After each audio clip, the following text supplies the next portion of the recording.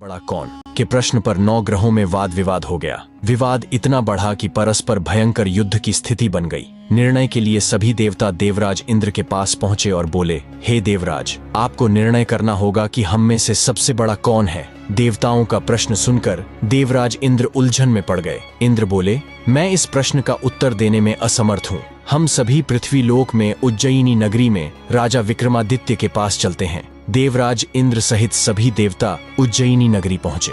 महल में पहुंचकर जब देवताओं ने उनसे अपना प्रश्न पूछा तो राजा विक्रमादित्य भी कुछ देर के लिए परेशान हो उठे, क्योंकि सभी देवता अपनी अपनी शक्तियों के कारण महान थे। किसी को भी छोटा या बड़ा कह देने से उनके क्रोध के प्रकोप से भयंकर हानि पहुंच सकती थी। अचानक राजा विक्रमादित्य को एक उपाय सूझा और उन्होंने विभिन्न धातुओं सोने, चांदी, कांसा, तांबा, सीसा, रांगा, जस्ता, अभ्रक व लोहे के 9 आसन बनवाए। धातुओं के गुणों के अनुसार सभी आसनों को एक दूसरे के पीछे रखवाकर उन्होंने देवताओं को अपने अपने सिंहासन पर बैठने को कहा। देवताओं के बैठने के बाद राजा विक्रमादित्य ने कहा, आपका निर्णय तो स्वयं हो गया। जो सबसे पहले सिंहासन पर विराजमान है वही सबसे बड़ा है। राजा विक्रमादित्य के निर्णय को सुनकर शनि देवता ने सबसे पीछे आसन पर बैठने के कारण अपने को छोटा जानकर क्रोधित होकर कहा, राजा विक्रमादित्य, तुमने मुझे सबसे पीछे बैठाकर मेरा अपमान किया है। तुम मेरी शक्तियों से परिचित नहीं हो।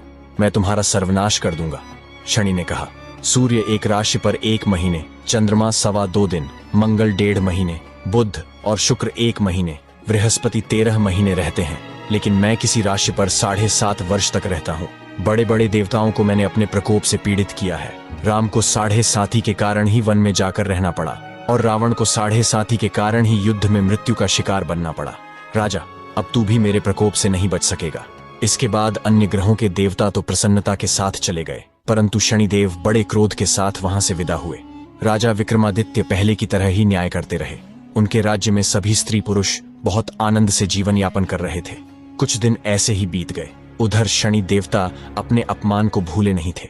विक्रमादित्य से बदला लेने के लिए एक दिन शनिदेव ने घोड़े के व्यापारी का रूप धारण किया और बहुत से घोड़ों के साथ उज्जयिनी नगरी पहुंचे।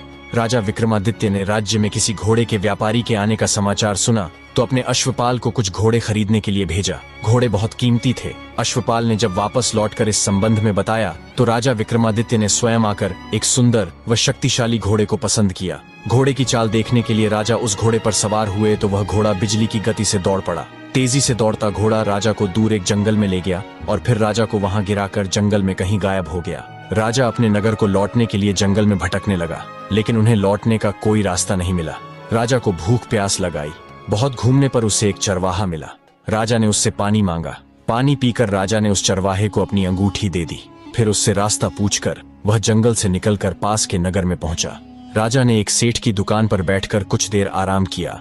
उस सेठ ने राजा से बातचीत की तो राजा ने उसे बताया कि मैं उज्जयिनी नगरी से आया हूँ।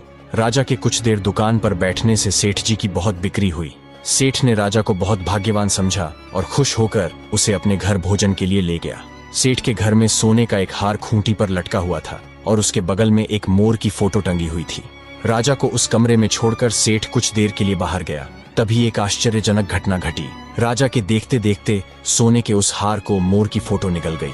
सेठ ने कमरे में लौटकर हार को गायब देखा तो चोरी का संदेह राजा पर ही किया, क्योंकि उस कमरे में राजा ही अकेला बैठा था। सेठ ने अपने नौकरों से कहा कि इस परदेसी को रस्सियों से बांधकर नगर के राजा के पास ले चलो। राजा ने विक्रमादित्य से हार के बारे में पूछा तो उसने बताया कि उसके देखते ही देखते मोर की फोटो ने हार को निगल लिया था। इस पर राजा ने क्रोधित होकर चोरी करने के अपराध में विक्रमादित्य के हाथ पांव काटने का आदेश दे दिया।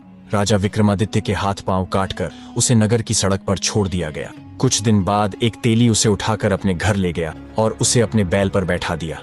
राजा आवाज देकर बैलों को हाँकता रहता। इस तरह तेली का बैल को भोजन मिलता रहा। शनि के प्रकोप की 7.5 पूरी होने पर वर्षा ऋतु प्रारंभ हुई। राजा विक्रमादित्य एक रात मेघ मल्हार गा रहा था कि तभी नगर के राजा की लड़की राजकुमारी मोहिनी रथ पर सवार उस तेली के घर के पास से गुजरी। उसने मेघ मल्हार सुना तो उसे बहुत अच्छा लगा और दासी को भेजकर गाने वाले को बुला लाने को कहा। दासी ने लौटकर राजकुमारी को अपंग राजा के बारे में सब कुछ बता दिया।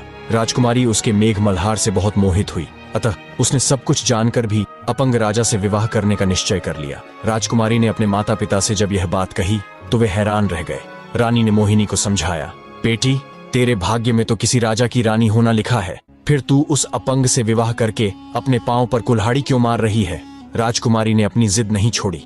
अपनी जिद पूरी कराने के लिए उसने भोजन करना छोड़ दिया और प्राण त्याग देने का निश्चय कर लिया। आखिर राजा रानी को विवश होकर अपंग विक्रमादित्य से राजकुमारी का विवाह करना पड़ा।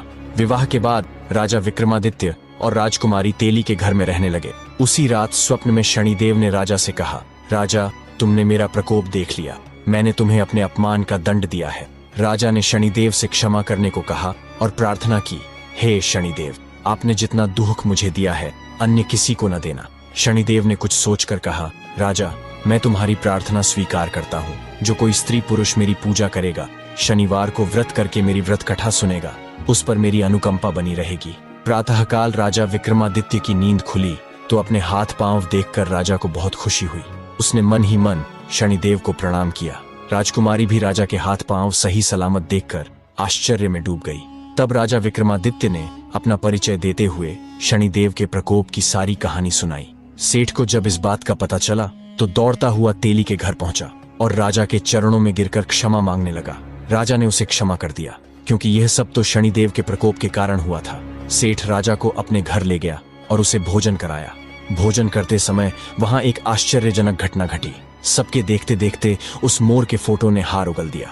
सेठ जी ने अपनी बेटी का विवाह भी राजा के साथ कर दिया और बहुत से स्वर्ण आभूषण, धन आदि देकर राजा को विदा किया। राजा विक्रमादित्य राजकुमारी मोहिनी और सेठ की बेटी के साथ उज्जैनी पहुंचे तो नगरवासियों ने हर्ष से उनका स्वागत किया। अगले दिन राजा विक्रमादित्य ने पूरे राज्य में घोषणा कराई कि शनिदेव सब देवों में सर्वश्रेष्ठ हैं। प्रत्येक स्त्री पुरुष शनिवार को उनका व्रत करें और व्रत कथा अवश्य सुने। राजा विक्रमादित्य की घोषणा से शनिदेव बहुत प्रसन्न हुए। शनिवार का व्रत करने और व्रत कथा सुनने के कारण सभी लोगों की मनोकामनाएं शनिदेव की अनुकंपा से पूरी होने लगीं। सभी लोग आनंद पूर्वक रहने लगे।